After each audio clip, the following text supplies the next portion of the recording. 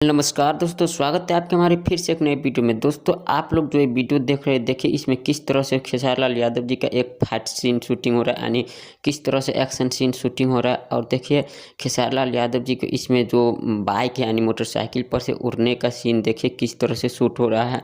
और ये काफ़ी कमाल का जो वीडियो क्लिप वायरल हो रहा है और काफ़ी अच्छा है। और ये जो वीडियो क्लिप वायरल जो हो रहा है, ये फिल्म की शूटिंग यानी संघर्ष 2 मूवी जो फिल्म की शूटिंग है, उसी फिल्म की शूटिंग के सेट पर से ये वाला जो वीडियो क्लिप वायरल हो रहा है। और काफ़ी अच्छा फिल्म है और काफ़ी अच्छी तरीके से इस फिल्म को शूट किया जा रहा है। और इस फिल्म में काफ़ी अच्छी यानी एक्शन है, काफ़ी अच्छी तरह से एक्शन दिखाया गया है। और ये फिल्म जो है केजीएफ की तरह यानी केजीएफ चैप्टर 2 की तरह इस फिल्म में खेसारी लाल यादव जी का जो रोल होने वाला है, और काफ़ी अच्छा फिल्म है।